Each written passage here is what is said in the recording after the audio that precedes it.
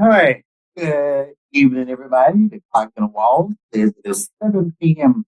Central Standard Time on a Wednesday, December the 4th. Welcome to another edition of its iBUG's, where we discuss tips and things that you can do independently without requiring vision. Before we get into all of that, will we just have, I'll give my customary house rules in a second just so that we can and we can know who's I'm stumbling all over the place. That's what happens when we on a different night. But what I'm going to do first, we're going to hear some announcements about things that's happening around for iBug this week, and then once we can get done with that, we'll start the regularly unscheduled kind of program. I'm going to turn it over to the iBug guy for those announcements. Michael. Right. Thanks, George. Yeah, having it on a different night makes it always kind of tricky and may abuse some people on participating in the meeting also. Let's see. So, yeah, just quickly, I want to run through some announcements. Actually, we got a busy next few days coming up over the weekend, through the weekend. Starting tomorrow night, we have our regular Trekkie Talk, iBUG's Trekkie Talk, Star Trek discussion group. That's at 8 p.m. Central, right here on this same Zoom channel. And it's where they're watching a couple episodes of Deep Space Nine. And I have to apologize, I don't remember which episodes they're reviewing tomorrow. Season 2, episode 14-15. Okay, very good. Jody's here with us. And have me on top of things. So, yeah, 15-16 episode, season 2. Then Friday night, regular Friday night at the Virtual Movies. And another great movie is called Last Holiday, starring Queen Latifah, LL Cool J. Cute little story about a woman that gets the diagnosis that she doesn't have very long to live. So she goes out and spends her whole savings and everything, and then comes to find out a few months later that it was the wrong person that was got the diagnosis for. So it makes for a really funny show. So join us for that, starting 7:15 p.m. Central for the pre-movie social time. Then the movie will start around 8, followed by discussion and trivia as usual about that movie. Looking forward to that one. Saturday, we have Saturday evening at 8 p.m. iBug Unplugged. First Saturday of most months, we have iBug Unplugged. And this one's kind of a little bit different. But we have, a lot of times the holiday season is, a fun time, a joyful time for most people. But there's, some of us that have, especially have lost loved ones. And so sometimes making it through the holidays is a little more difficult. So we have a special guest presenter, Diana Noriega, and she's been a participant with iBug on lots of different programs, training sessions, club, comes to the virtual movie night at times. And so she found a book that she thought was very appropriate. It says, "It's okay if you're not okay," and looking at grief and loss. And so that'll be the topic for the night. And so we would love for you to join us for that. I know a lot of us have experienced loss, and so that can be a big help. She leads us through that. She's a very experienced in lots of different things. And I'm not going to go through her bio, but she's worked a long time as a social worker and has been working with the blind for a number of years. And so she has a lot of good experience and background in that. This Sunday, iBug Cafe at 4 p.m. Central. And again, right here on this same Zoom conference. And this month, we're going to be looking at and deep dive into the Audible app, that book reading app. And so if you haven't used Audible, it's a good alternative and sometimes a backup to, I know a lot of us use the Bard mobile app through NLS. And so this is an alternate book reading app. And so come find out all about the Audible app. Then Monday brings us back around to the new week, and we'll have our regular iBug Buzz Monday night, 7 p.m. Central. And of course, that's our iOS open Q&A help session for those with iPhones, iPads, Apple Watches, Apple TVs, HomePods, etc. So you got questions, issues that you're running into using your iOS device, you can come and get those answered real time on the spot during that program. And so that's what we got coming up. And as you can see, we are kicking off December with a very, very busy month here. Now, so you want to find out more about iBug? Go to our website, ibugtoday.org. That's ibugtoday.org. We're on Facebook and search for iBug Today. We have groups page where we'll post questions and issues in between our regular Zoom meetings and also get announcements there. One thing I forgot to mention on our website, if you want to get on our mailing list, there's a place there that you can do that. On the Get Involved link, there's a Join iBug, and that'll put you on our mailing list. Those are some of the ways you can follow us and keep track of what's happening in the iBug world. One really important announcement I forgot, and I should have started out with this maybe. And it's been announced on several of the other sessions that we've had over the last week or so. A couple of weeks now back, we had a really generous donation, an anonymous donation, of take care of the big in the news of the blind world right now, the Ray-Ban Meta smart glasses. Yes, we've got a pair of those, and so for some lucky winner, we're going to give those away at a drawing at our last, next to the last meeting, our iBug Apple workshop on December 21st. And you must be present to win that. We'll have a drawing of everybody that's present. This is mainly for our regular supporters over the past year. And so what we're going to do is we're going to be checking and making sure that you have attended at least 5 iBug events in the past year. So not very hard to do. Any of the training sessions, social events. I mean, if you've been to this iBug's life here this past year, then you've already satisfied that. So lots of ways to satisfy that. So come join us for a fun-filled Apple workshop. It's going to be very holiday themed, and then we'll have our big drawing for those Ray-Ban Meta smart glasses. All right, George, I'm going to hand it back over to you. Yes, just write my name on every piece of paper, so that way it can definitely be a fair drawing. All right, thank you so much. Thank you for that. I'm looking forward to actually participating into all of those events. I may be able to join on a lot of them that I usually miss because of other obligations, but since we kind of like in the holiday times, most things that I'm involved in is either been postponed to the following month because of this festive season that we are in.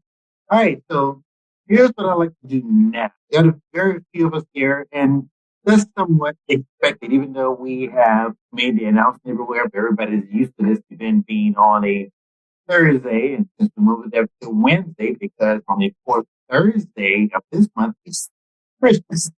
And I know we're not going to have anybody, hope my voiceover is not talking. If you guys can hear it, I can mute this. Anyway, no one would be here on the 4th Thursday if we were to schedule something like that. So we put our wise heads together to make sure that don't happen. So this is why we're meeting today and why we didn't meet on the 4th Thursday of last week. Now, what I'd like to do is we're going to go around the room. Everybody who's here, if you're muted, this is the time that you can come off mute.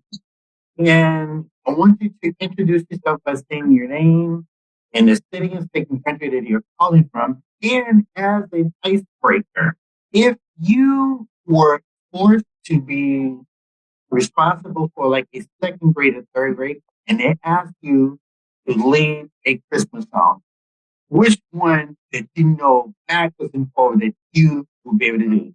So it may not necessarily be your favorite, just one that for whatever reason stuck in your brain all of the years that you know all the words. So I want you to tell me your name, city and state you're calling from, And what tune that if somebody asks you to lead a Christmas song, especially if it's an elementary school class, I said second grade, but I guess anyone, what song do you know every single word to? Um, I'll go first, show you how it's done. My name is George. I am from Houston, but I'm actually talking to you live from Grapevine, Texas, at the fabulous Gaylord Texas Resort. I'm here for a conference, and everything is done right now. And whoever you're talking, you're not muted. We hear everything you're doing right now, but that's okay. I expect everybody to come up with you. Yeah, that's fine. But anyway, I'm actually calling from a hotel room where I have a view of the parking lot as well as some trees. I was able to check that with my Be My Eyes app, and I'm here at a Texas Workforce Conference, so I'm here. So now, if there is a song that if somebody asks me to actually sing it, and I know all of the words, believe it or not, I know all three verses of the song Silent Night. That'll be the song that if you ask me to lead a song, that would be my song. That I know them all. So now, next, I want everybody to say your name, say the state you're calling from, or country. All right. I don't know what else. What song would you know all of the words to? That's the lead a Christmas song. Who's first? Okay, now. And you better watch out. Better watch out. You better not out. Julie. Okay. Who's that? Come off mute. Tell me your name. Where you calling from? And this is Ned. You know all of the words. Go ahead, Ned. I heard you. This is Ned from Powell, Texas. Jingle bells. Jingle bells. Know all of the words, right? Yes, it's pretty. Yeah. All right. Who's the other person that was tied with Ned? This is Jody from New Hampshire, and I was saying Jingle Bells, and Ned and I can sing it together. Right. Do you know the first verse? Or do you know the second verse too? I don't know. Think about it. Oh, yeah. That says, oh man, I used to know it. Not that that's interesting. No, there's another verse. Doesn't matter if we longer take a ride, or whatever. I can't think of it right now. That's why I only know the first verse. When I had to think. All right, we got Ned, we got Jody. Who else is here? All right. We got Kinston from Chester, Virginia over here. And I guess I would say the Temptations version of Rudolph the Red-Nosed Reindeer. Hey, Rudolph. Yep. That's a good one. Yeah. All right, who's next? This is Dan from Southern California. I go with Rudolph the Red-Nosed Reindeer. I'd like to do a Boys Christmas song because I really like the Beach Boys Christmas stuff. I don't never have memorized the words. Just I go with Rudolph. Okay. That's Rudolph. All right, who's next? This is not the time to be shy. Come off mute. If you're on the phone, find your mute button and tap it and make it unmute. You're on a computer, Alt A. If it's a Windows computer, if it's a Mac computer, I think it's Command Shift A. If you're on an Android, I don't know what to do. I don't have an Android device. Hi, my name is. Sorry. Okay. Go ahead. Gloria from Houston. Gloria. Accra, Ghana. What's that? I'm calling from Ghana. Are you calling from Ghana? Really? Yes. It's You're in Ghana right now. Right now. It's 1:14 right now. Wow. Wow. That's cool. Have we ever had that before, you and I, Doug? We've had Canada, but never from Ghana. That's awesome. What's the temperature there in Ghana? Right now it's about 80 something. Oh, man, I wish I was there. I want to be there. And all right, who's the other person? Hi, my name is Vika. I live in the state of Georgia. And I guess the Christmas song that I would pick is We Wish You a Merry Christmas. Wish you a Merry Christmas. What's that other verse? We all like bitter pudding. We all like honey. Oh, no, it says good tidings to you in good cheer. And something. All right, who's next? This is Helen from Virginia. I would learn to sing all of the verses to the 12 days of Christmas because it's fun.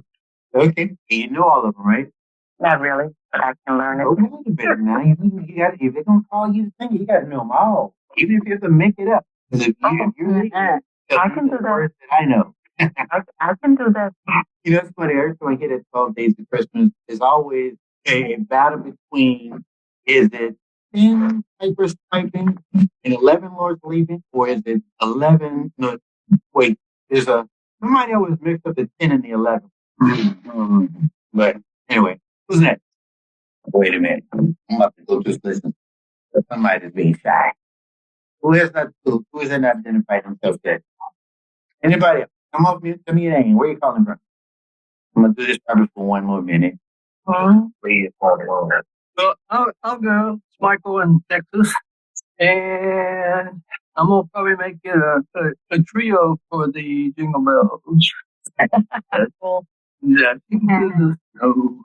That might be the first song I learned. Probably when I was like maybe 5 or 6. I got the chorus down pretty good. I got to work on the verse. The off-key 3 we can call ourselves. I think it's neat that Gloria's there on but also that it's 1:30 in the morning. Did Gloria share her song? I didn't catch it. Gloria said, she said, no, that was somebody from Jersey. Who that was said it's called Days of Christmas? Was that Gloria? No, Or was that Virginia? I didn't share my song. Okay. It was What's your song? Temptation Silent Night. Okay. There's another one for Silent Night. That's another song that I learned probably when I was in like 2nd grade. That I got to learn all of the verses and still know them to this day. Okay. Well, I guess we're going to kill that because the rest of you want to stay on the be shy. So what we're going to do here today, and probably, I don't know if we're going to go to full 2 hours, but I never knew that because our conversations sometimes can be extended like that. And we're going to, it's all about decorating, wrapping presents, and all of those things.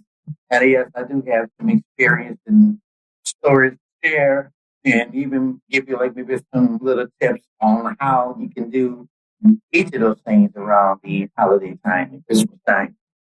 Now, I will tell you, last year was the first time in a long time that I actually decided to challenge myself and get a real Christmas tree in my apartment. Because I've always loved real trees, even when I was little, when my mom used to get them, because I just love the smell of them. Even though the folks say you can get an artificial tree and get some spray and spray on the tree, but you probably have to do that constantly if you want to maintain that Christmas tree smell. Or you can probably get one of those candles. It may have a candle with a Christmas tree scent in it. I'm not sure if they do or not. But there's nothing like authenticity, nothing like the real authentic tree that when you put it in and you walk in and you can just smell the pine, the aroma from the Christmas tree. So, since I hadn't done it in a while, because when I had lived in a place, there were people in my house who were allergic to pine or allergic, at least they told me they were, so we never did get a real tree. I was very accommodating and decided, okay, I'm not going to be selfish. So I have to just bite the bullet and not have a real tree. Since I live alone now, I do have that real tree. And so I decided to get one. I was determined to get one. And I live in a part of Houston, southwest side. There's a Kroger, not too far from where I am. So I can actually walk to that Kroger. That's how close I am to it. And I went there was it a Saturday? I think it was a Saturday. And they got trees on the outside of the store. And for those of you who are not in Houston, Kroger's is a popular, it's a chain of grocery stores across the country. They have a lot of them here in Texas and here in Houston. I think they headquarters in Cincinnati. So I was actually looking at the trees. I found a good one. I found one that was full. It was about 6 feet tall. I think it was 6 feet tall. And it was not sold. So I went into the store and said, look, I want you to put a ticket on the street. This one is mine. I want this. And they said, fine. Now here's the challenging part. They put the ticket on the tree. So it was outside. They could not sell it to nobody else. The tree was mine. My name was on it. I had the receipt for it, paid for it. I don't exactly remember the price. The next thing is, I'm not going to get this tree 4 or 5 blocks to my apartment. Now, believe it or not, my first thought was, well, since it's only about 4 blocks, 5 blocks, I'm going to walk this tree. I'm going to carry it because I didn't know anybody with a truck. I didn't know anybody who had a car that will put this tree in their car. with all its pine needles and stuff like that. And I think at the time, let me see, this was in December. Yeah, so before somebody ran into my daughter, I was thinking, I was definitely was going to ask her to do it, but unfortunately she worked a shift from like 1:30 to 10, so I couldn't bother her to help me get the tree. So my first thought was, I'm going to walk this tree. But then I get to think, okay, that's going to be interesting. Traffic people wonder why is this tree moving? They're going to look and see that there's this blind guy with his cane walking with this real Christmas tree up the street.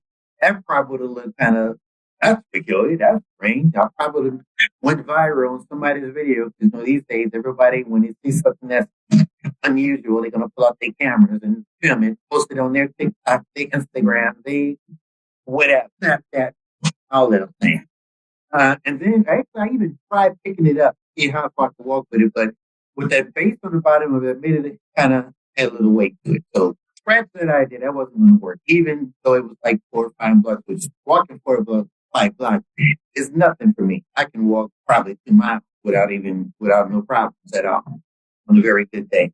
So I went to my apartment, my leasing office, and I asked them, is it possible if they can get one of their make people who may have a truck? I'll be gladly paid them gas and time doing it if they can help me pick up this Christmas tree from the Kroger and bring it back and help me get it into my apartment. Also, I live on the second floor. So it's not even right on the first floor. But the lady from the office, I don't know if she was able to or even was going to try actually make a maintenance person. She said, well, look, I have a truck. I have a friend, and we'll do it for you. No problem at all. I said, okay, good. And I told him, look, I'll give you guys gas, whatever it is. Really appreciate you doing this for me. So they did go pick up the tree. They came to my place. It was her and this one guy, and they got the tree in my apartment, put it where I wanted to set up at. We got the sand on it, so the tree was up. So that mission was accomplished. It took maybe like 2 or 3 hours because I was trying to really think about how am I going to get the tree. And I didn't want them to sell the tree or, no, they can't sell it because they put a ticket on it. So now I got the tree. Here's where the challenging part comes. And actually, when I first got the tree, since the tree was outside in front of the store, it didn't have the tree smell. I guess because of being outdoors. But once they got into my place, I think about maybe 3 hours later, my apartment really did a smelling. I could smell that it was a real tree in it. And when I went to work and came back the next day, I really could smell that it was a Christmas tree in there. I have a 1-bedroom, 750 square feet apartment. It's a nice size. It's good enough for me. But it definitely mission was accomplished that I had a real tree in my place. I was afraid to put Christmas lights on it, though, because, I was haunted. Well, it didn't happen to me, but you hear stories in the news about how if you don't have the right kind of light, maybe a spark within the tree gets caught on fire. And especially if I have probably forgotten water the tree that day. That's another thing about real Christmas trees. You have to constantly keep fresh water in the pot and obviously keep water in the branches as well. So I did not, this particular year, probably for the first time, did not put Christmas lights on the tree because it was a real tree, even though it may have been safe because I've seen many of real Christmas trees with lights on them. Because it's just me in there, I just didn't want a chance. I had that fear. But I had lights. I think I put them on my patio door. I think I put some around the railing. So there was light coming from my unit, just not on the tree. I did put other ornaments on the tree, which I'm going to get into. I did this before, but I'll do it again for the sake of somebody who probably don't know if there's a way of how you can decorate the tree without having to rely on someone to sight it. It is possible. I'm gonna jump to the end, the part that I said I was challenging when it was time to get rid of it. Yeah, you already know. Now, of course, I was putting fresh water, constantly kept water in the stand, in the pot that it was in, to me, so the tree wouldn't, it wouldn't dry out. Even was, when my daughter gave me a spray bottle, so I was even able to spray the branch with water. I kept it fresh. Now, when it was after New Year's, my tree's now like about 2, maybe almost 3 weeks old. And even though I was watering it, when a real tree gets cold, no matter how much water, how fresh you put it, is going to start losing life. Meaning, as everyone told me, the reason why they don't like real trees because of the pine needle. They fall off at the mint, which that did happen. Although I had it very moist and it wet, just after a while, it can last for so long. The needles begin to drop, and I would vacuum up, around the tree because I use like my extensions on the vacuum cleaner. The area where I have my tree, there is no carpet. I think that's why I even considered it in. So even though you can put a skirt down or something down, so if you have a tree, if anything is going to fall up, it'll fall in that area, where you can just pick it straight up and take it off or dispose of it or whatever you want to do to it. But as time went by, it was really beginning to be problematic. So, okay, I got to get this thing out of here. So what I decided to do, I got up early in the wee. I was on like 3:30 or 4 o'clock in the morning when there's not hardly anybody around. Hopefully everybody's inside, not even getting ready to drive off for work. And I like, because I know it's going to make a mess. I know it's going to be big up in needles. My apartment complex has its sleeping room doors on the inside, not on the outside, which means I'm going to be dropping these needles all in the hall. The good thing I live right by one of the exits that, I'm not going to be needles in front of someone else's door. Now, as I got the tree, now from my building, where the dumpster was, where I need to put this tree, is the equivalent of walking like a very long city block. And some places maybe a block and a half. It's a long way to this dumpster. So I know I'm probably dropping needles all over the driveway. Wasn't worried about that. Hoping nobody's not looking, because I just claim, look, I don't know where those needles come from. They didn't come from me. When I get to the dumpster, I don't know who it was. It happened to be somebody just hanging out there by the dumpster. What are you doing hanging out by the dumpster at 4 o'clock in the morning? Why are you not inside? And then it was cold. I think it was like maybe 35 degrees this particular morning in January that we had this, I had a cold spell here in Houston. But I didn't I'll let forget it. I'm just going to be busted. If I need to pay a fine, whatever, I'll do it. But the tree was too big because this is a tall dumpster. This dumpster that covers like almost 1/4 of the complex I live in, which has over 800 units. So the thing was too tall. It's like about maybe 8 feet tall. There's no way I could throw this tree up and land in the. I just set it on the side of it. The trash truck usually comes by around 4:45, 5:15 in the morning. I'll let them deal with pick it up. Hopefully they will pick it up. I don't know. Never even questioned if they did or not. But I left it there. Now, I walked back. If that guy, whoever it was, saw me, whether he told somebody, that's a them problem or my problem, who knew it was, but I never heard from anybody. But what I did was, I did clean up my area. Took my own vacuum cleaner, vacuumed up all of the needles that was in front of the area in the hallway, about me. I even swept the needles that was like on the stairs that go down the area. So I cleaned the part that I knew I can get. I wasn't going to clean, and it's probably selfish to me. I know it. Sue me. Everyone to do. It's not going to get much. But I think on the sidewalk lead to the driveway, I think I did sweep those needles into the grass, to clear the sidewalk. But I did vacuum all it up. I was wondering why is he doing vacuuming at 4 o'clock in the morning in the hallway, but I was cleaning up my area. And of course, I had to clean up my apartment where it was at. And then I think, in case I missed some areas where I probably didn't get all the needles, I got all I could get that I could fill until I got tired. I hired a cleaning company, a cleaning lady, and she did a good job of actually getting the rest of it up there. There was no more needles in my place at all. So, although a real Christmas tree smells good, it looks nice, it looks fresh. I think it does look good to the visual eye, those who have that, but it's a lot of work. And I guess what I probably should have done, I probably should have gotten rid of the tree before it started really killing or start dying off or before it started just really falling apart. As wet as it was, like I probably should have done it like maybe the day after New Year's, something like that. But I was able to do it. Anybody want to say shame on me for what I did, or what do you guys talk about that my real Christmas tree adventure? I mean, it's an experience. That's what it is. It's like you wanted to do it, you gave it a shot. I gave it a shot. I'm probably not going to do it this year. I'm probably going to get, because I do like having a tree. I may or may not have company over on Christmas Day. My daughter wanted to go by her place for Christmas, but I still like the idea of having a tree. I've been having it for a long time, so I'm going to do that. Now,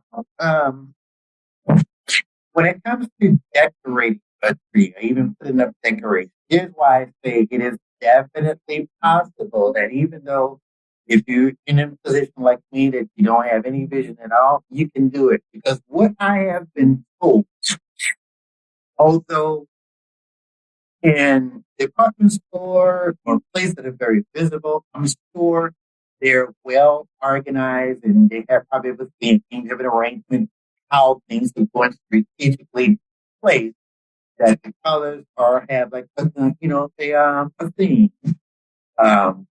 and it's going to follow that. But what I've been told by a few people, as long as you are mixing things up, your tree may look pretty good. As long as you don't have like a whole bunch of the same colors in a row. And we know what the colors of Christmas are. What is it? Green, red, gold. Green, red, and gold. I don't think I'm missing a color. But I know green, red, and gold is some of the main things you may find. Silver. Silver. Thank you. Silver. No. As long as you're mixing it up. So if you're buying like these bulbs with the hooks on it, now if you're going to do that, wait. Let me back up before I get into that. If you're going to put lights on your tree, which probably everybody will, the good thing about light is, especially if you buy them fresh, unless you have some cold ones that they may have burnt out, or maybe one is burnt out, they don't work anymore, is I guess you can take your pick, and if you're going to go around the tree and constantly going up, like sort of like a stairway. Some stairways that if they circle it, they go round and round and round, but you're constantly going up and up and up. That's how the way I put my lights on the tree. Of course, I will plug it in into either a extension cord or the wall, depends on if the outlet is close to the area that you have your tree at. And because most string of lights, they do, the lights don't start right by the plug. They give you like about maybe a foot or maybe 18 inches before you might find your first light that is going to be on that string. And you would start like at the base, at the bottom. Like you have the row of branches. Christmas trees are like a circular pyramid. So it starts out fat, and as you get close to the top, it gets narrow. So the first layer, you go above that and go on the inside around the trunk of your tree and kind of strategically go up each level of your branches. And if you got multiple strings, which most trees probably depends on how tall your tree is, or are probably 2 strings of light. Strings of light can come in 100, they can come in 50. I think they can even come in as much as 200, depends on how long the string is that you get. And the unique thing about when you have light is at the end of it, there's also like a plug in the end that you can attach another string of light to it, so you don't have to plug and think of multiple outlets and on the socket on the wall, an electrical outlet on the wall. You just plug in one, and then you get to the end. That one has a connector, the other one has a connector. So it gives you the ability that you can plug lights into lights instead of plugging them into the wall. And so you can go round and round after you've gotten pretty much around like not up against the trunk where you could. And again, this depends on how wide your branches are. And then as you're going up, you can probably go around again if you're going to use another string to so that your tree is well lit. It doesn't matter if you have the lights that are going to stay on or the ones that blink. And then you have the kind of string of lights where you can flip the switch, whether if you want them to blink or just constantly be on. And once you get near the top, that's where you can either plug in another string of lights to come back down and go to the bottom. So that way, the objective is that pretty much you got lights all over your tree, on every level, so there won't be like no row branches that don't have any lights on it. The lights you can they can be multicolored, or they also have some that are just all white. You can have a combination of both. You have a multicolored string, or you can have a string with all lights. If you just want all white, you can do that. It's your choice. It's your taste, how you want your tree to look. Once you have gotten all of your lights on there, this is where you can start putting on your other ornaments. Now, the thing I was going to mention to before, that if you have carpet, then it doesn't matter because they got some of these balls with the hook on them. Some of them are made of like this real thin glass that's easy to break, and then some of them are made of some kind of plastic that don't break. So if your tree has a very hard ceramic tile floor, and if you got people going to be around, whether they're blind or visually impaired, or if they're just ill who may accidentally bump into it, and if the bump falls off, it's not going to break if you have the plastic ones. But if you have the glass ones, only use those if you have carpet, not because I think even unless you got the kind of real plush rug that you're going to put under the tree, they keep it from these glass breaking because they will break easily. And you can get them in different colors. Remember, the objective is to mix them up. Don't have the same balls going all in a row. Mix it in different colors, whether they're gold or red or green or silver, whatever color it's going to be. And then you carefully put them on like every other branch. Or if you put one on a branch, like if you got, let's say you got like, let's say hypothetically your tree is a 6 foot, one of those that's a popular height. I know there are some trees that are 8 foot, depends on how high your ceiling is, but you want to put the hook on. You can either buy the bulbs that already have hooks already on them, or you can buy bulbs and you can buy hooks separately, which most of the time everything is sold separately, and you have to put the hook in it. And the hook is kind of like almost like a safety pin material, but probably even thinner than that. And it's easily to stick them into the opening, the hole that's at the top of the bulb, and then you can twist it to make sure. Well, you don't even have to twist it. I think it's like a printed J. Take one end, it's going to the other one, that's going to hold it onto it and hold it up. And then the hook at the other end, that's when you're going to stick on a branch. Now, you probably want to bend it a little bit over the branch so it will stay on there and don't easily fall off. And this probably is the thing kind of that happens on most ornaments. Some ornaments have like maybe a string. Some ornaments may have a kind of rubber band or something like that. And that's why a lot of hooks are sold separately, because even though you may not use them on the bulb that you purchase that have the packages of hooks next to them, you may have other ornaments that you want to put on that tree in between these different bulbs that's going to go around the tree. Now, those are ornaments that you can hang them. Remember, the objective is mix up your colors, and this is where if you have access to someone who has working vision, they can tell you the different colors to confirm that. Or if you have like the visual interpretation services uploaded on your phone, like Be My Eyes or Ira, or you FaceTime photos somebody, they can verify what the colors are. And they can even let you know if you got too many of the same colors going in a row. They want to mix it up. They can even provide assistance with that as well. Once all your ornaments on the tree, the ones that you have gotten or the ones you have saved, then you can go and put your, some people put strings of popcorn. I don't do that, but some do. Some put candy canes. I do that. They got, types of candy canes you can purchase at almost just about everywhere. Any drugstores, CVS, Walgreens, Walmart, Target, or wherever you buy your little decorations from, you can get different colored candy canes. Some of them are red and white. Some of them are multicolored. You can strategically place them all over your tree as well. Those, of course, you don't need a hook on them because they're naturally made with a hook. Just hang them up, put the hook on the branch and put it around. And if you got little ones, hopefully you tell them, don't eat these. But even though that may work and that may not work, some people, eat them anyway. Then, once you've gotten your ornament on there, You got your candy canes on there. You got the different kind of ornaments. Where if you got like a reindeer or if you got like a Santa Claus or something like that, you can put that on the tree as well.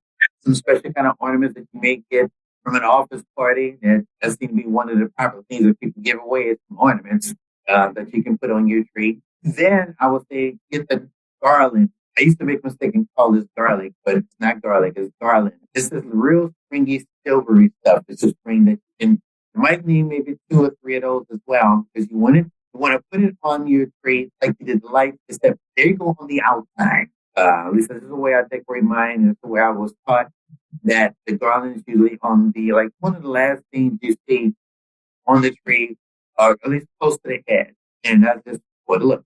Then I have a son who also wants me to make sure that that tree is not complete unless you have a star on top.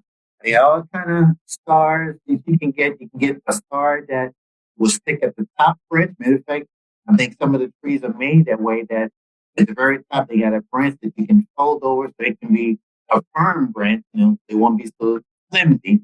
And that's the one you will stick inside the star that has an opening for that particular branch. There are some electro stars that you can get that you can plug in and hang it on the wall next to where the tree is at. And if it has a light on it, that also helps light up the tree as well. That spins round and round as well. Where it's got like, it is a way of making a tree have different colors. So you get that kind of star. Where if it's circling, it's turning around and it's spinning around real slow. That would allow your tree to like change colors if there are people there to look at. Then I would recommend to kind of save on the electricity bill if everybody is going to sleep. If you don't live alone, you got other people in your house, and everybody's going to sleep, then since the furniture don't really enjoy looking at the tree, turn the tree off, unplug it. Maybe plug it into, if you have that ability to do this, plug your light into a wall socket that is controlled by like switch. Where you can just flip the switch and turn it off. You got plugged in there. Sometimes this happens with lamps. So this is a way that you don't have to worry about reaching behind the tree, maybe shaking it, having an arm and fall off and plug it. But I would, if you sleep at night, just need to have the lights on the tree because your couch, your floor, your TV, your entertaining cabinet, whatever is in the area where your tree is at, they don't need to worry about having lights on in your tree.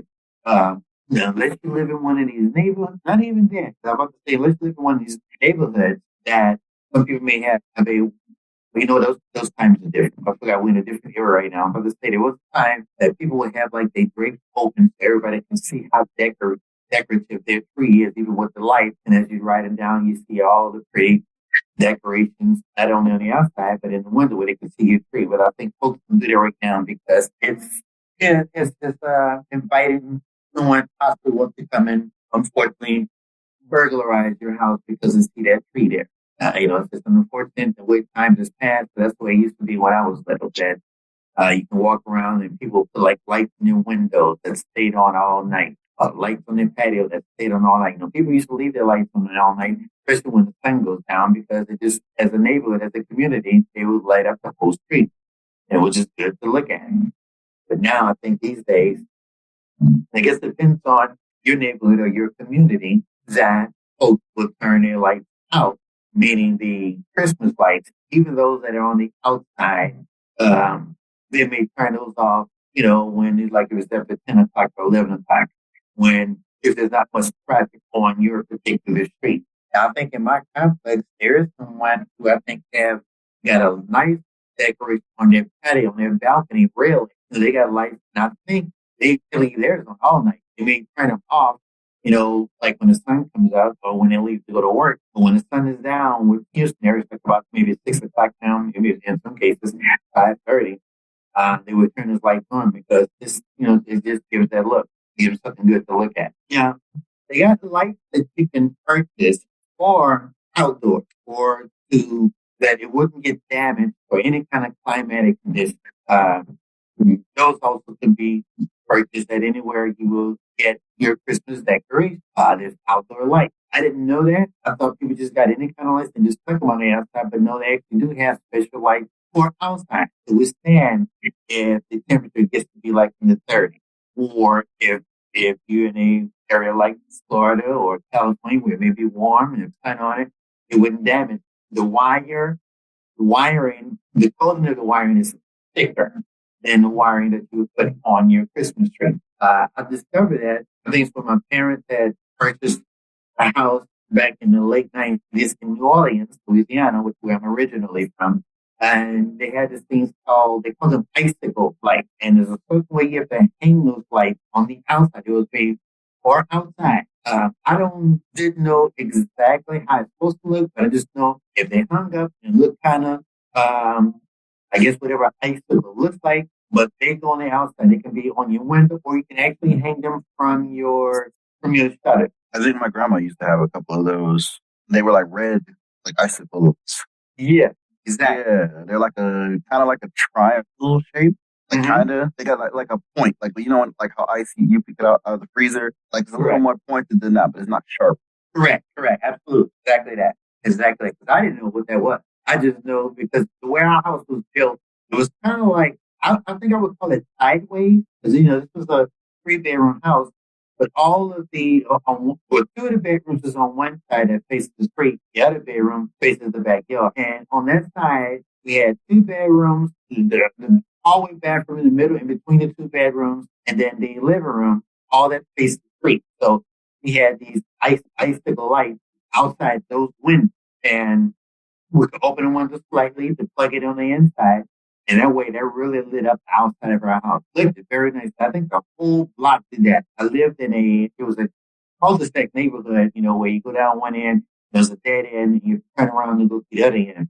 And everyone, participated, those who could, in decorating those lights. Anyway, hang them out there like that. Then, of course, there may be some lights in the window. And then we had, not only lights around the tree, but also we had like maybe a poster of like snowflakes and different things that remind you what season it is. That will be like up on the wall around the tree. Now, I had a cousin who lived in Fresno, Texas, which is like on the outskirts of Houston, like southwest part of Houston. They went overboard with Christmas decorating. Well, overboard to most folks, but to me, I thought it was fabulous. They decorated everything. And anywhere that the naked eye can see in the public area of the house, because they knew they was having company over. But not only did they have the tree up with all this decorations on it, in the kitchen, we got kitchen cabinets. They had decorations on the kitchen cabinet. They had decorations on the refrigerator. Decorations around the bar area. They went all out. I thought that was a nice thing. I wish I would have taken a picture and saved, but they really was ready for, they got to put a lot of work into it. I don't know how long it took them to get all that stuff, but wherever there was something to look at, whether it was on the mantelpiece, they didn't have a fireplace, but wherever they could stick up some decorations, some lights or funnels, whatever, they were there. And that was nice. Now, how they got things on the kitchen cabinet, I didn't ask. I didn't know. I've never done that. I don't think I would, especially if it's somebody like me who goes in this cabinet a lot since I do prepare meals.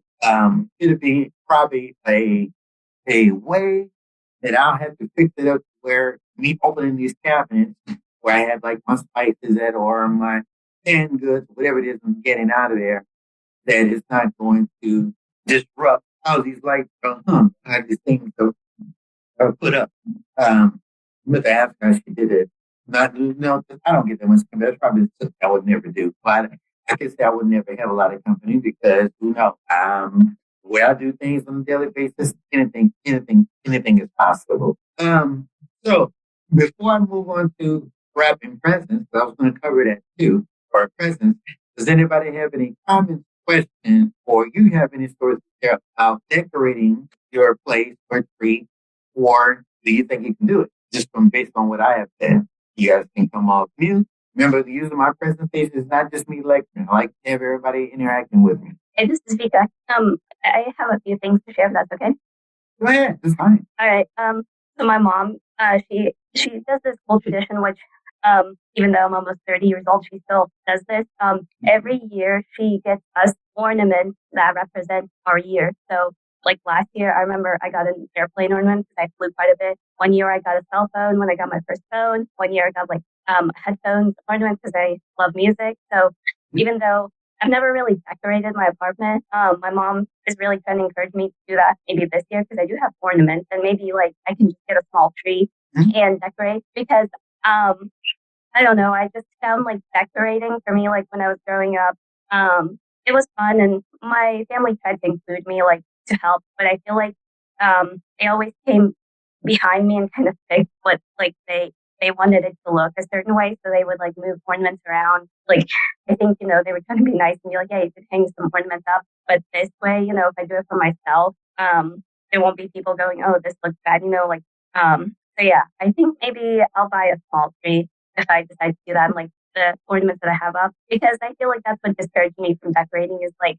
well, people are just gonna come after me like do it how they want it. Like why should I even bother helping with that? Like I would rather hand the ornaments to people and they can put them how they want because a lot of people like visual, how it looks visually is important to them. And I get that, but I also want to feel like I'm helping out in a way. So I think like maybe I could help take down ornaments if I, decorate with a bunch of people or hand them ornaments and they can put them how they want. Because I do want to help. I just don't want to feel like I'm in the way because I don't know where certain things go and certain people are picky about that. Mm-hmm. And I totally get that. They want you to participate, but I figure if you're right. I think it may have even happened to me because I used to have two sisters that were, they're visual and they were very critical sometimes, and I'll put an ornament away and they may not even compliment. They may just say, no, we're just gonna move it over here because that looks weird. And I'm like, okay, well, I didn't know. But if anything, I think if somebody like us is going to allow us to participate in the team area where we're all going to decorate the tree, then you can just let us know where to go, and then we can put the ornament where it can go at least we are contributing that way. If it's wrong, let me know. Especially me, I'm someone that if I've done something wrong or it doesn't look right, I'm okay with you letting me know what was wrong. Some people think, my feelings may be hurt. No, I am not that sensitive. I do want to do something. I want to do it the correct way. And if I have placed an ornament that was next to the same color, the same thing, they think that looks weird, then show me where it needs to go. Or show me how to make it correct, whether you just doing it. Because then it makes you feel, yeah, I actually have done it, actually participated in this. Not that I've done something and then you go back and correct it because it's looking not the way it should look to the people who are visually looking at it. So yeah, thank you. Thanks for sharing that. Anybody else? Okay. Let me ask this too before I go into the presents thing to give those of you who probably have participated in decorating and Christmas tree, and usually like a favorite snack or a favorite beverage. Some people do cocoa, or hot chocolate or eggnog or whatever. I'm curious. Wait. What are you guys' favorite snack or do you even do that when it comes to we're all going to get together, we're going to decorate the tree together? Is refreshments provided? And if they are, I'm curious to hear what do you guys have? What do you do? Or do you don't even do that? You just put the tree up and that's it. All right. So at home, me and my sister put up a tree this it was a couple days ago, probably Saturday. We didn't really have any snacks. We just put on a bunch of like cheesy Netflix movies because they're getting real popular with their Hallmark style movies. Did that, put up the tree. Now at work, they're gonna make it a bigger thing. Like this one guy's gonna have music. Another guy has a popcorn machine. He'll bring everyone in. So it's probably gonna be popcorn that we snack and like we put up the tree. I don't know how meticulous people are gonna be. My family's way more meticulous than my coworkers. So we'll see how our tree ends up looking. I don't know if we're worried about color coordination, but we'll see. Yes, I think usually at my office, there's always they may designate one or two people to help with the decoration of the office tree and things like that. Especially we're going to have like a Christmas event. Matter of fact, I just got an email today, this morning, that because I work for a public facility, our Christmas gathering is going to be at from 5 to 6:30, when we can actually lock the door and really relax and enjoy whatever our Christmas party or holiday party is going to be like on 2 weeks from today. 2 weeks from today. So that when I read the email, I'm like, wait, this is 5 to 6:30? I'm like, okay, I get it. Right. Anybody else want to share? Do you participate? How what you guys do? Do you have snacks? Do you have gathering? Do you play music? And actually, I'm thinking about it now. I think when we were little, I think somebody would bake a cake, a pound cake or something like that. But they could pick up a Sally pound cake and we have those refreshments after the tree is completed and we sit down and probably just talk or whatever. There even was one year, I think I can recall when I was 7 and my sisters were maybe 11 and 12 or 10 and 11 that we actually did a little holiday. We actually sung songs, believe it or not, until we just got tired of singing them. And, but that doesn't happen around. So now what I'm going to do now, since nobody else has anything to share, if you're into, like me, I'm one of those, hang on a second. I'm one of those, because when I was little, my sisters or whoever it was didn't really have me assisting with wrapping the present. So I'm one of those. I know now with the day and age, everybody just put a gift in a gift bag, and they get a nice little gift bag and cover it with a little tissue paper, the Christmas tissue paper, not the tissue paper that you use in the bathroom. I digress a little bit. So I actually don't mind and get. It's kind of like therapeutic in a way to wrap presents. I would do that. I'll be up. Sometimes like take 2 or 3 hours, either the night before or as I get the present for somebody, I'll put, I'll wrap it, get the right box, let it get the right paper and wrap it. So, and I'm one of those, although I'm not going to force somebody to do that to me because I like it. If people give me a gift and it's in a gift bag, I'm like, okay, I'm grateful for it. Me speaking for one is kind of anticlimactic because, my sense of touch is so keen.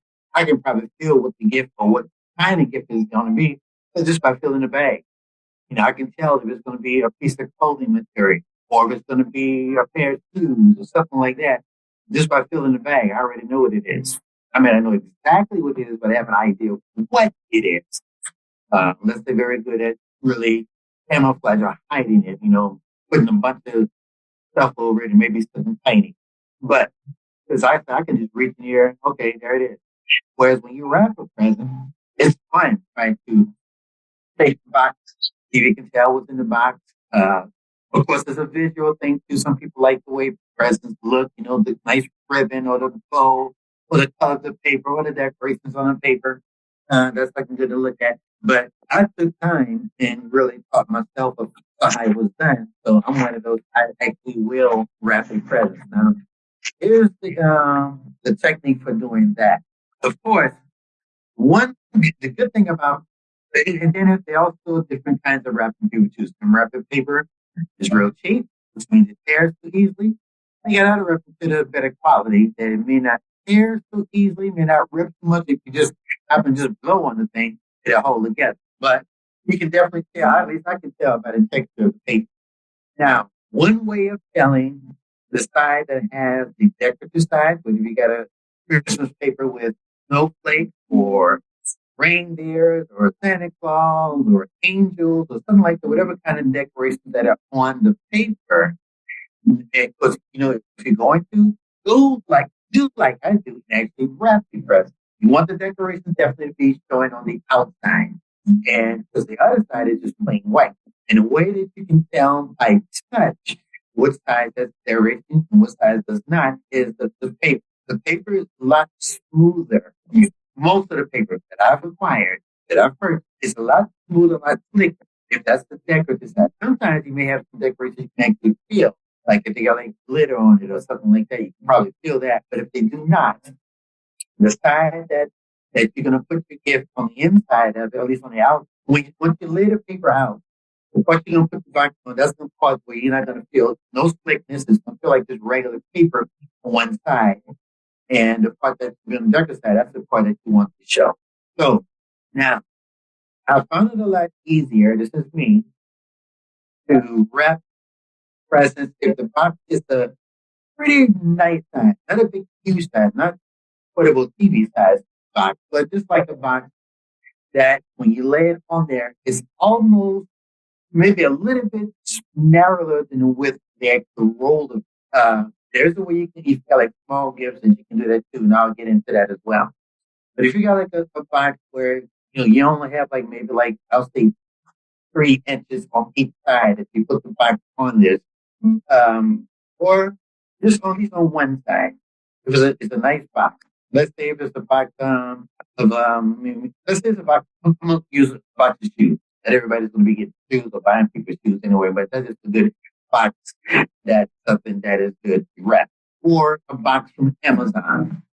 Depends on the size of it. Is good to wrap. So you unroll the paper, and it's good to have a wide open hard surface area, such as either a big table, or if you're able to get down on the floor without hurting your back or your knees too much, you can have a wide open clear area on your floor. And pull the roll of paper out to where you're going to take the box and put it up against the roll.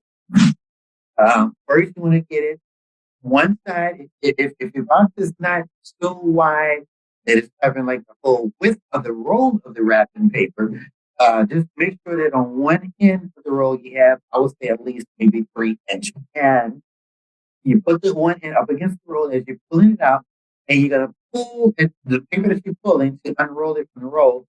You want it to come on top of the box. Like you set the box down flat. I'm going to go stick with a box of shoes. That's the reference we're going to use for right now. But other boxes that I mentioned did go for that. Or if you wrap like when it's those boxes, you can get, you're going to put like some clothing in, like a shirt or a sweater. And they got these boxes that has like a top and a bottom. You can use that as well. But if you pull the paper out, you want to pull it out enough that you can come up over the other side. And although your box is sitting flat, you want to come over on the top. And then you want to take and bring the energy pull to come over the side and over on the other side of the box. I feel like halfway. Don't go all the way to the end where you got the other end of the box next to the roll of paper. Don't go that quite that far. You want to stop like halfway or maybe 3/4 of the way. And what you want to do then, you want to take and fold over that end. Make it like a little crease, probably like I'll say a half an inch. And make sure it's even. And no, here's what you can do too. You go all the way to the edge of the box that's near that edge. That way it can be even. It's one thing that's good about when you do choose to wrap a gift, you want to make sure that your ends are even. That helps when it comes to doing a lot of folding and applying the tape, where you need to place after you have made your creases to hold the paper together. So you're going to pull it out, move it top, come close to the edge, another end that's next to where you had one side of the box up against the roll of paper. You don't want to roll up the whole paper, just enough that you pull it over. Hold it, the end over, I'll say like about half of an inch. Even go from the end where you have like the 3 inches exposed all the way to the other side. Make sure that's even. Hold it down. Make sure it's even. And you're making the crease, kind of like if you're folding paper. You want to have like a tight crease at the end. And then you want the side that you come up over, you want to make sure that stays tightly close to the box as well, so there won't be any puffiness or any wrinkles there. You're holding it down with one hand if you could, or get it tight enough and you decrease it and press down on it so it will kind of like force it to stay together. And you might want to probably nail up against it so it won't come back up and come off the box. This is the way you're going to grab like this back tape and pull like maybe out to maybe 2 inches off. And you know how a roll of scotch tape have these little, the cutter at the end, so when you pull it over the top, you pull it, you actually cut it automatically, just by you pulling it up against this part. Then, where you have folded that paper, that end over the paper over for like about a half an inch, you can either two things. One, just take the strip and put it, that part of the tape is covering that paper and part of it is on the box. That's the kind of hold it in place. You can do it long with the weight, or you can turn the tape sideways and be careful as you use your fingers to see where the edge of that was folded at, and so that tape is covering the paper as well as the box that you're taping the paper to. This is so I can hold it in place, the paper onto the gift, the box, the shoe box that you're wrapping. You may have to do like a couple of pieces of that so it won't move as much.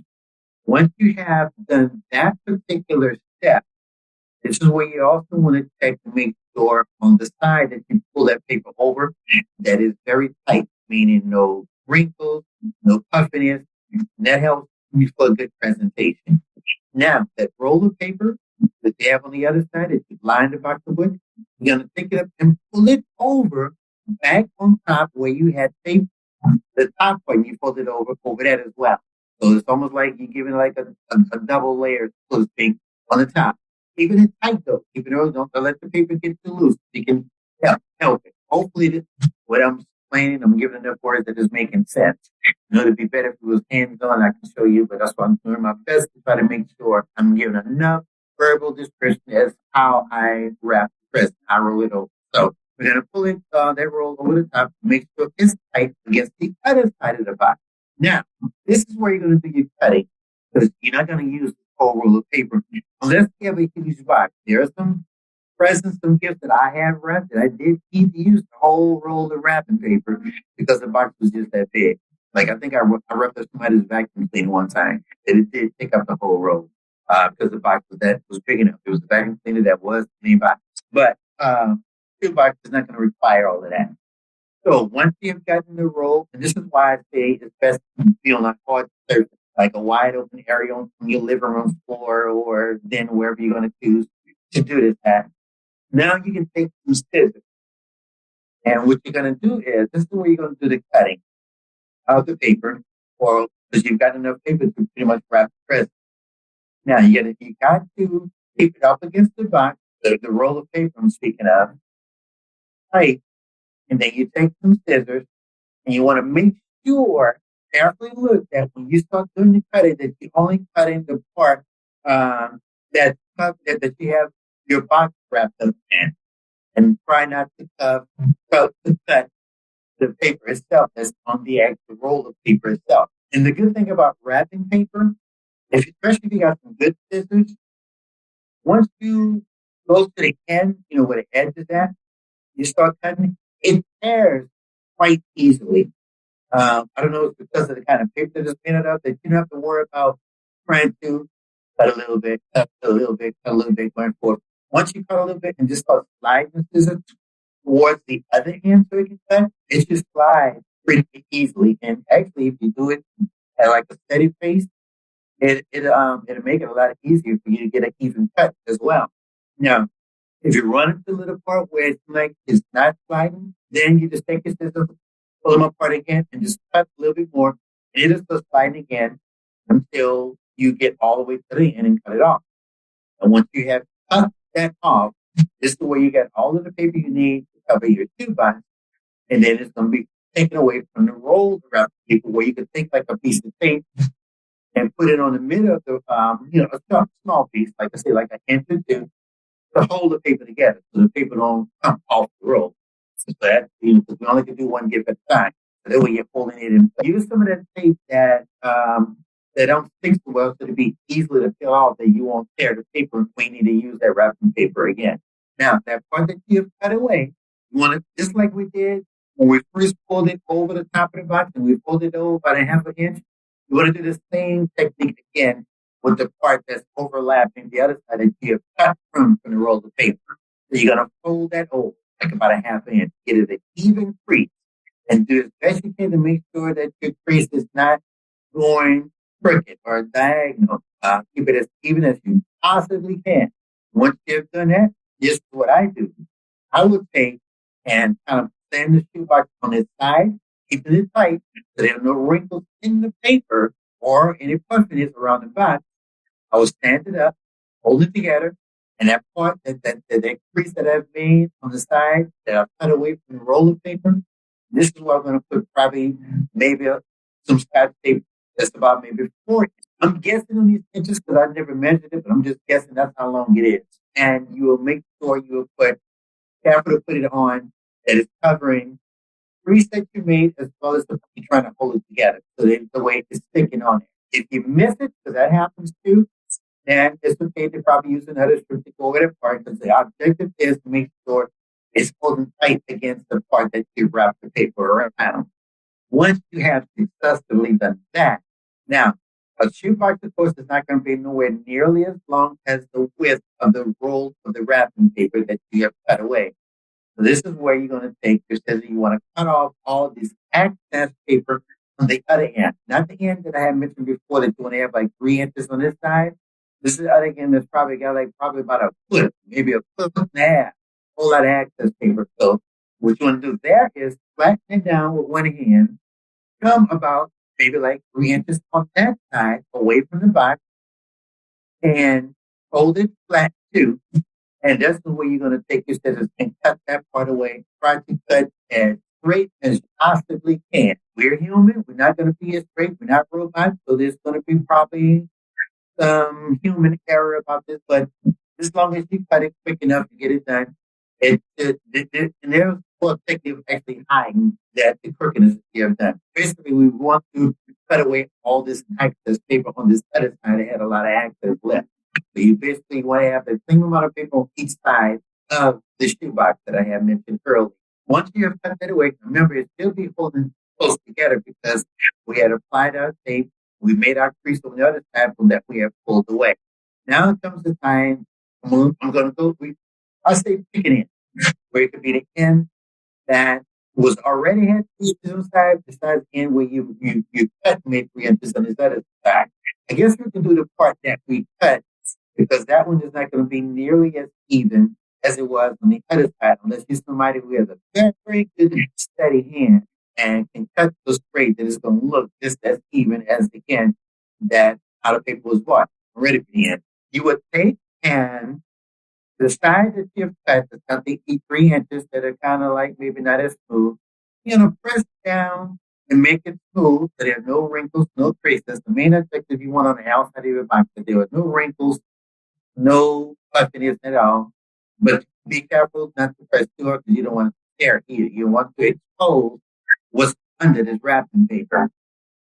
So you make sure that's going flat up against the box, which means you got like an indentation. You got like a press down on one side of the box, and you push one side of the paper down, and it's going to be some of the paper that's going to be on the floor because you're pressing it within that inch.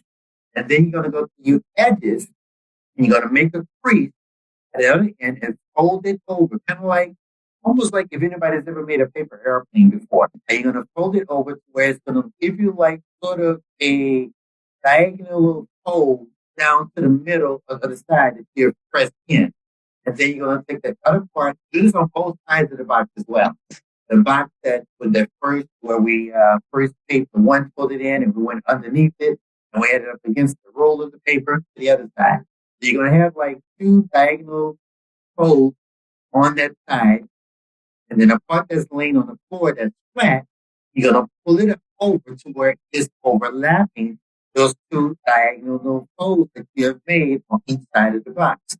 On each side of the box, that the part that we had cut the excess paper in, you're going to take and make like a little, you're going to fold it over, maybe about probably an eighth of an inch, depends on how big the box is, how much you need to come up over on the top and fold it over. Because what it's going to look like, it's going to look like you're going to have like a folded X on each side of the box. And then you take that, press it down, make a good crease of it, take like probably, again, maybe 2 inches or 3 inches of the tape to tape it to the part that you folded over, to hold that in place. I know some of you probably think this is very confusing, but I know we record this video. If you go back and play this, try it step by step, it should come out. It definitely will make sense then. Now, once you have folded it over and applied the tape, that side is finished. You got like an X, a printed X to it, not a braille X, a printed X, where you got like from the bottom part going up diagonally to the left, to the middle, and then there's another part folded over going diagonally up to the right to that corner. That should happen on both sides. That's why it says it looks like an X. And the objective is trying to make sure it stays smooth. Keep it as tight as you possibly can without tearing the paper to expose the corner of the box. Once you have done that, now you can stand the box up on sideways because we still got to do the same thing we did to that end, to the part of the end that we already naturally had the 3 inches left over when we first started rolling the paper out. So you do that same mechanism. Press it down on the side, in the middle of the side of the box, and then make a fold crease over that on both sides. So again, it's going to look like an X that we're going to be making. And pull that flat part, pull it up over, And when you get to the edge, you're going to pull it over like about a half an inch or a pencil. Depends on the size of the box. Guessing on these measurements, maybe an eighth of an inch. Depends on, how much paper is left over. You got to put it over on top. You come into the other side of the box like you did the other one. Keep it real tight. Take a piece of tape to hold that in place as well. And again, if you need to do two pieces, that's fine. If you're going to use two pieces because you didn't stay out quite long enough for a piece, make sure the next piece that you're taping up that you're going to cover, that it goes over that thing. Not having like tape, paper, tape. Make sure the tape is kind of like overlapping. You also want to be careful not to use too much tape either, because the more tape you're trying to use, to like correct maybe a tear or something got exposed, may not look as presentable as the people with visual eyes wanted to look. But at some point, you give it a gift. Sometimes people, they just look at the decoration. They not going to care too much on if you got a lot of tape, because they have to get the gift too as well. And then even tapes have different colors too, but I never worried about getting different color tapes. I think I may have like, you can buy these packages of tape, especially around this time, in the gift sections of like, let's say like a Walmart, for example, or a Walgreens. It may have like 5 rows in a box, and each of those rows have like a different color. And you can probably use that, especially if you got like different types of, if you got like several gifts that you're wrapping, you don't want everybody to have the same type of wrap or the same type of paper. Having different colors of papers and different designs also makes good presentation for presents under the tree as well. But it's not all the same. You got a good mix. One paper may have like different colors, you may have different decorations, things like that. Now let's say that's the scenario. We have done all our codes correct. Everything looks good. We got a tape in it. It's fitting tight. Now you want to flip your box back over, because the part that you had like the tape on to hold the folds in place, you don't want to put, if you're using like a bow, they got these bows you can get that stick on to your present. You can buy them in a bag as well. They come in different colors as well. And there's like an adhesive that you got to peel away from the backside of this bow. They usually may have like a staple in the middle. When you put it off, it's sticky right there. This is how you can put that bow in the middle of your box. That's to give it an extra decoration, extra look, because you got a bow on. It's not required. It's not mandatory.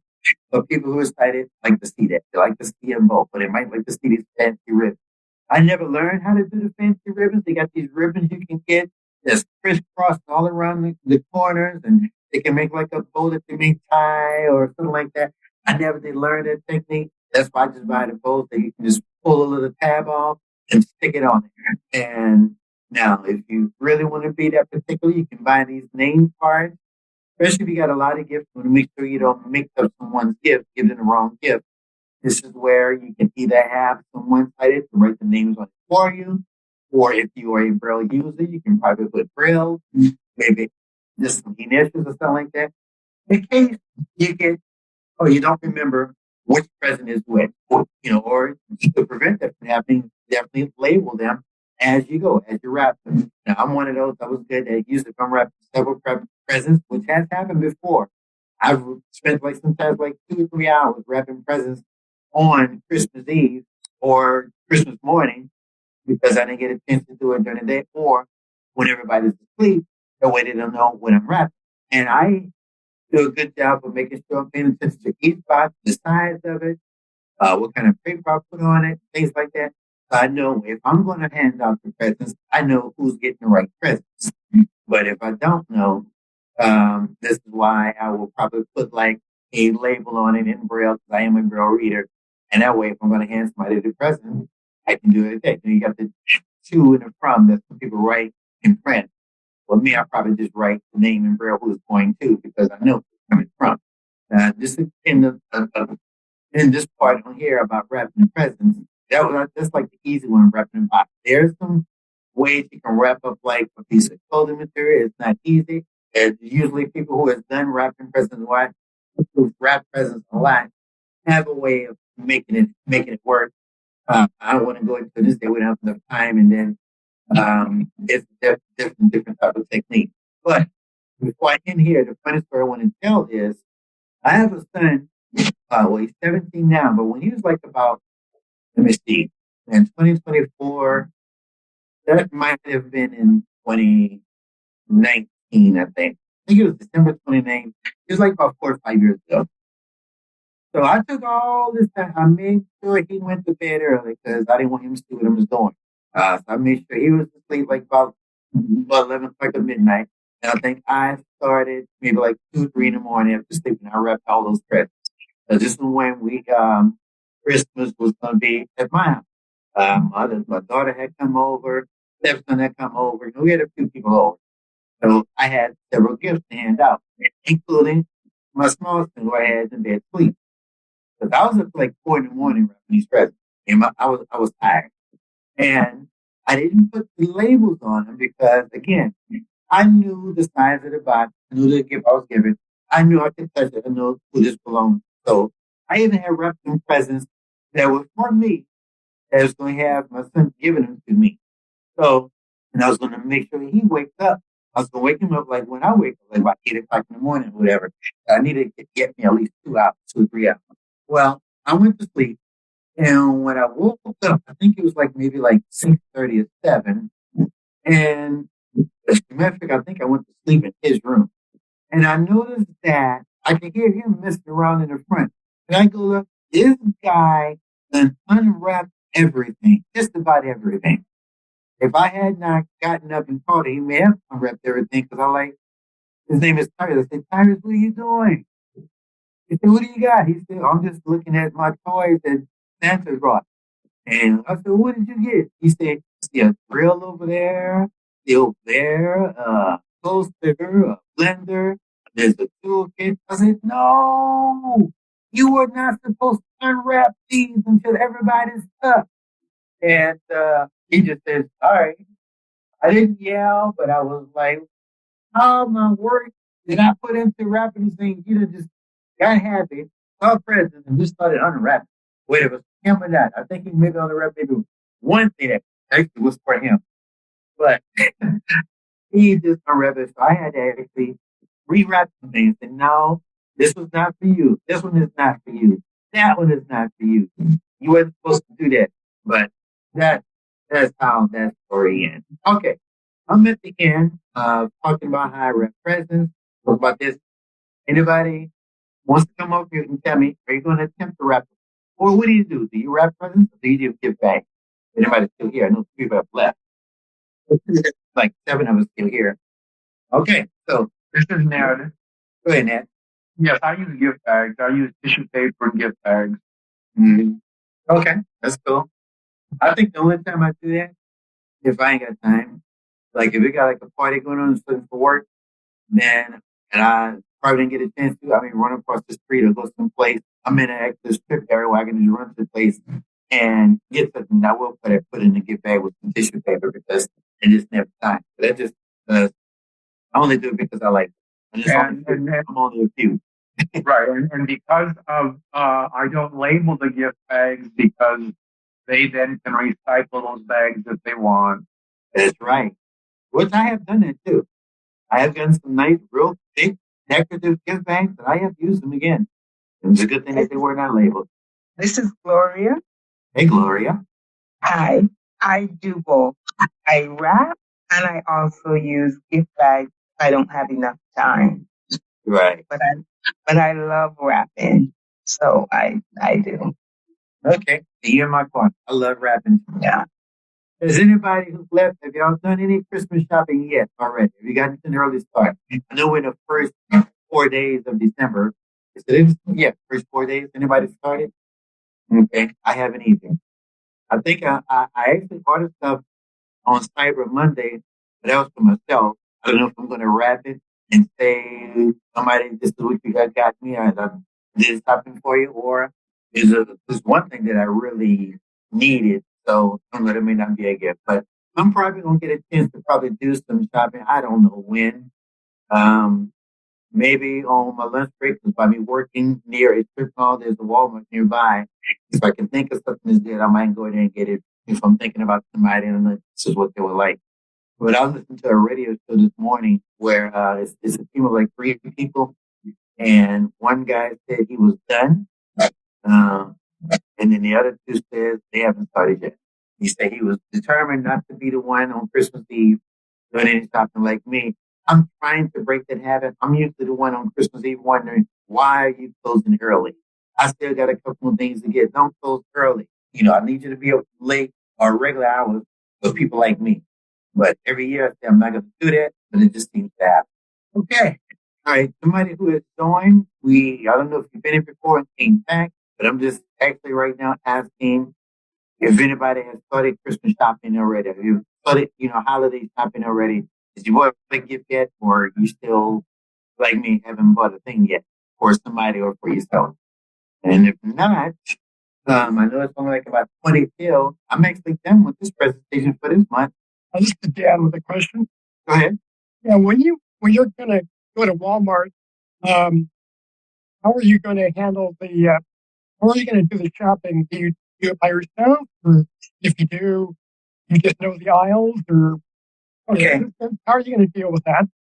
Kind of all of the above. Here's why I say all of the above. I used to work at Walmart for like about a year and a half, and so I'm kind of accustomed to the floor plan of most of them.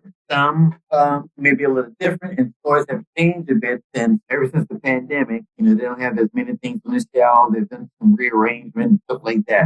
But for the most part, the layout of the lane is still the same. Now, if I'm going at an hour that is not as congested, and to save on time, I will go to the customer service area and ask for shopping assistance. Depending on the store, some of them are very good at providing it to me.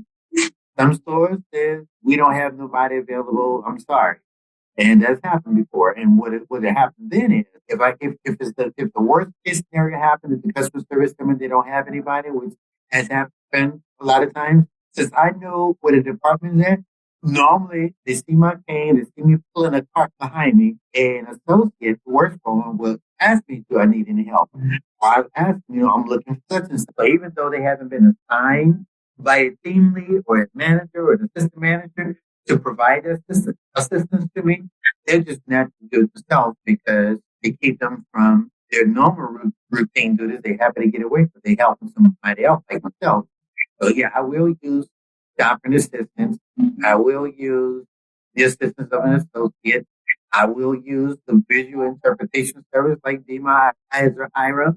Now that IRA has been promoting that they have inside of Walmart, 3 minutes every Walmart. I haven't had a chance to try them out yet, but I'm going to put them to the test probably sometime soon. They deal with all of the Walmart that, just like you do in Target, it diminishes what I count against those of you who have that Iris service. And then I would ask, especially if it's like a clothing item, I'm going to trust their eyes so I know I'm getting the right color, what I'm looking for. So I do, and from time to time, depends on what it is, we'll rely on the assistance of someone with good working vision. Here's what also to help me to get around the store. If you have the Walmart app on your phone, which means if you have that app on your phone and you go inside of a Walmart, automatically the locator should pull up the store that you're in. You can even verify that if you're inside this Walmart, it can let you know the address that you're in. And what do is you can put in a search. Like let's say if you're searching for something, let's say you're doing grocery shopping, you're searching for Purex laundry detergent.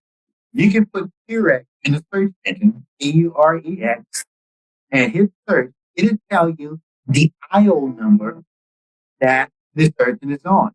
Because now Walmart has put their stores where I guess the big organization, each aisle has a number, each product has an aisle number, and a row. There's a row and a number where things should be located at. And they have signs to let you know we're on row A, we're on row L.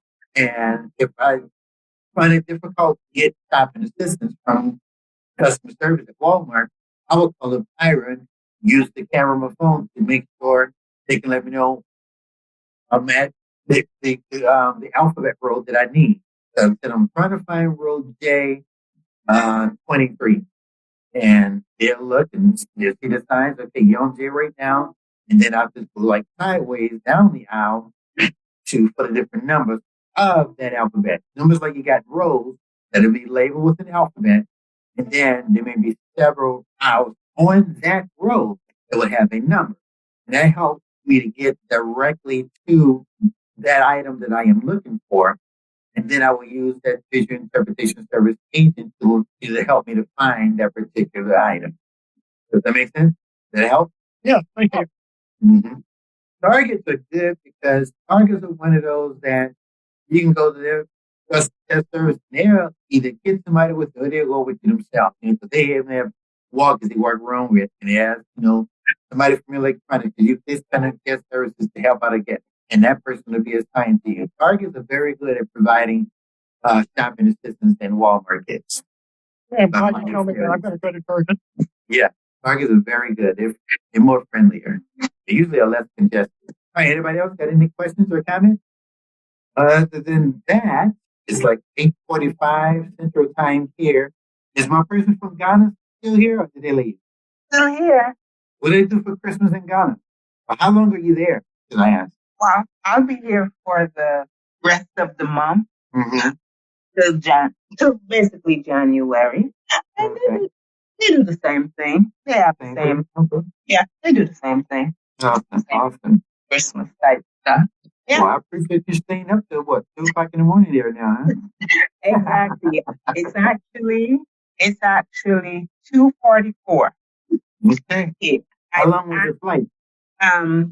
Well, I went through Washington D.C. So I went to Washington, and then from Washington we left at 12 o'clock midnight, and we got in about 9. So because of the change, the 6-hour change. So it's about 9 hours. Yeah. Got it. Yeah. Okay, this internet makes the world not as big as we think it is. No, it doesn't. But boy, are you tired by the time you get there. I'm sure. You have dinner and breakfast on your plane. Absolutely. You get the true meaning of jet lag. They want to do is just rest for a while. Well, it's funny because it seems that I have not gotten accustomed to Ghana's time. I am usually up. This time it's like my body is still on Houston time. Okay. So I am usually up like around this time is when I'm ready to go to bed. At 3 in the morning, more so than my usual time, when I'm in Houston. So it seems like I haven't adjusted to Ghana. By the time I adjust, I'll be coming home.